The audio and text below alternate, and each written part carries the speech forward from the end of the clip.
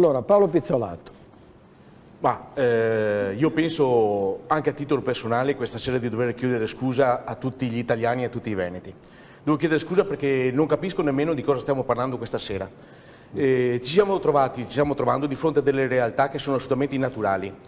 Due poliziotti hanno ucciso un lazzarone, un maiale, quello che lui considera noi dei maiali, e sono stati messi alla berlina dove secondo me poveracci dovrebbero essere premiati, ma questi due sarà bene o che scappano o che cercano di fare in maniera di non abitare più in Italia perché verranno sicuramente cercati, oppure se si salveranno sarà sicuramente una fortuna. Speriamo bene per questi due ragazzi che sono stati bravissimi. Poi, alcune settimane fa, inizio perché è il periodo natalizio per cui bisogna essere buoni, questo è il mio buonismo, alcune settimane fa Papa Francesco ha detto che l'80% degli immigrati che arrivano in Italia bisogna avere un certo criterio per poterli accogliere perché questi non scappano dalla guerra. L'ha riconosciuto perfino lui, perfino il Vaticano, per cui non so nemmeno come stiamo parlando di determinate cose. Quest'anno ne sono giunti in Italia 160.000. Come ha detto giustamente un signore prima che ha scritto il messaggio, non tutti i musulmani sono terroristi, ma tutti i terroristi che vengono presi stranamente sono musulmani. Abbiamo dato accoglienza a cani e porci, sono andati via dai centri di accoglienza dove non sanno nemmeno quanti ne siano scappati e quanti non siano stati identificati. Chiunque entri in Italia può chiamarsi Abdullah, Dal, quello che vuole, perché tanto non sappiamo nemmeno chi siano, da dove arrivano, sono tutti neri, sono tutti uguali, nessuno sa nemmeno chi siano. E questo lo sappiamo perfettamente, inutile fare i buonisti certe volte e parlarci bene tutti quanti davanti al pubblico perché così, perché colà. Siamo un paese macello che purtroppo ha dato ospitalità a questa gente. Poi passiamo a un altro punto. Se in Italia non è ancora successo nessun attentato, mi auguro non capiti, perché anche se non è giusto che sia capitato in altri paesi, perché è una cosa assolutamente abominevole questa qui, è perché proprio cercano di non colpire il posto dove hanno le basi maggiori per essere sguinzagliate all'interno di tutto il paese europeo. Loro stanno bene qui perché sanno perfettamente, come diceva prima giustamente qualcuno, che le pene da noi sono ininfluenti. Scusate se faccio un esempio che non c'entra nulla. L'assassino di Ragusa sono stati dati 20 anni.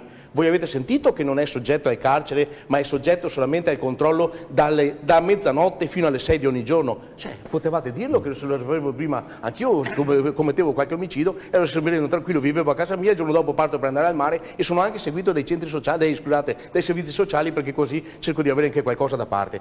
È una cosa assolutamente idiota quello che sta capitando in Italia, perché ci stiamo pentendo tutti quanti, stiamo criticando in un momento in cui abbiamo lasciato aperte tutte le frontiere ed è stata la cosa più schifosa e abominevole che potevamo fare in Europa, dove sono entrati tutti e di più.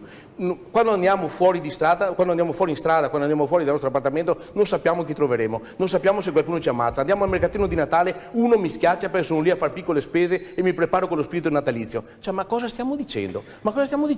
Dobbiamo domandare scusa di tutto quello che è successo in questi anni per le porcherie che sono state fatte, e tutti siamo coinvolti in questa cosa, perché l'Italia è un paese dove abbiamo lasciato aperto completamente tutto quanto, così come abbiamo voluto fare in tutta Europa. Ci stiamo stupendo certe volte tantissimo dei paesi dell'est, dai quali importiamo questo, quell'altro. Hanno ragione i rumeni, i bulgari che hanno dato ospitalità a 14-16 persone nell'arco di 2 anni. Loro questa tipologia di problematiche non le hanno, perché se li prendono, tagliano le mani, li battono, li mettono in galera, non solo come da noi che scappano di nuovo. Questo era stato condannato a 4 anni, ha fatto il giro del mondo in 80 giorni, è ritornato, ha ammazzato persone e poi ritorna di nuovo a casa nostra. Cos'è questa? I servizi segreti, come abbiamo detto prima, la bravura delle nostre prefetture e tutto quanto. È solamente una spudorata fortuna che abbiamo avuto fino adesso.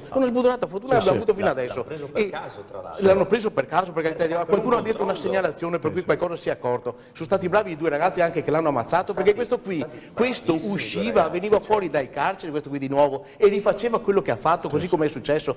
Ormai l'invasione è avvenuta. Di cosa ci stiamo stupendo? Pizzolato, allora è un tema che tiene alta molto l'attenzione. In Veneto secondo lei si rischiano colpi di mano, di coda del terrorismo? Sono controlli adeguati?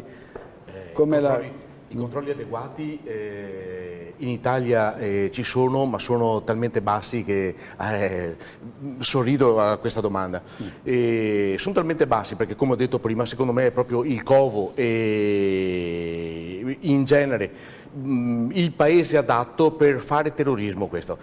In Veneto sicuramente, secondo me, la tensione è nettamente più alta ed è anche l'attenzione nettamente più alta. Perché dico questo? Perché secondo me i veneti sono abituati a una cosa completamente diversa. Noi siamo molto individualisti a livello diciamo proprio regionale, siamo persone che siamo abituati a lavorare in proprio, a lavorare per conto nostro, difficilmente facciamo gruppo come tanti altri, per cui siamo anche dotati di un certo naso, di un certo fiuto per cercare di capire quale possa essere il delinquente vicino a casa.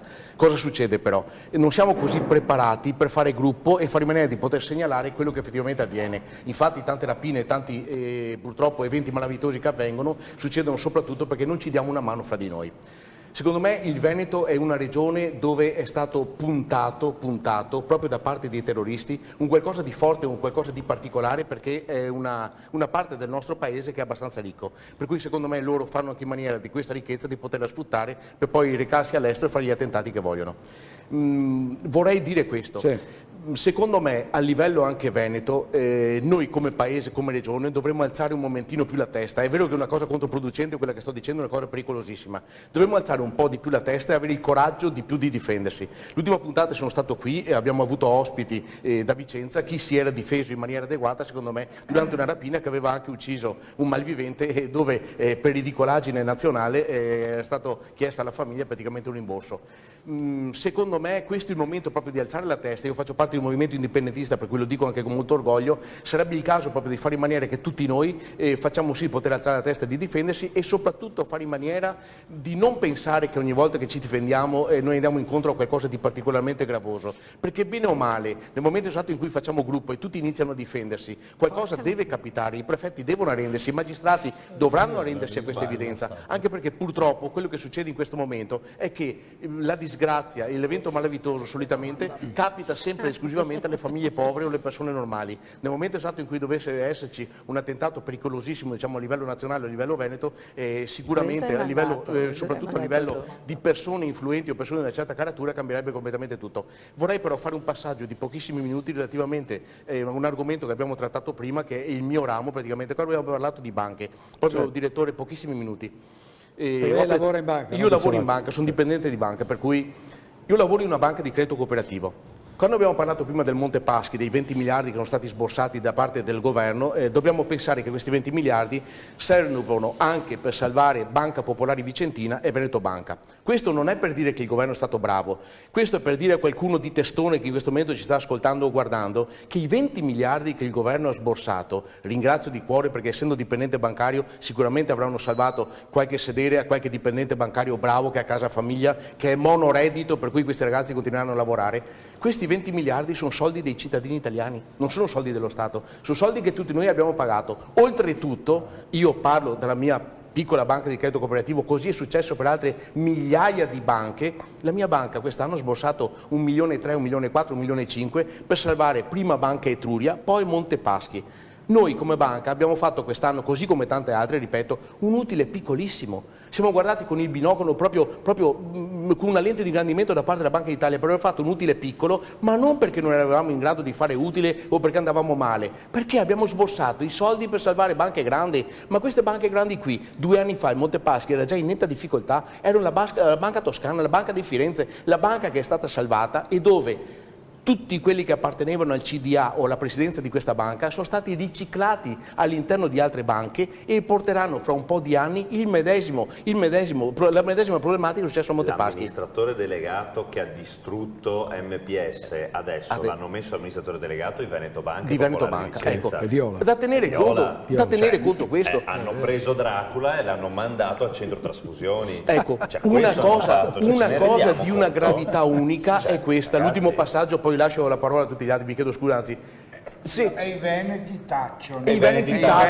Banca Popolare di Vicenza, Banca Popolare di Vicenza e Veneto Banca da alcuni anni davano segni di sofferenza.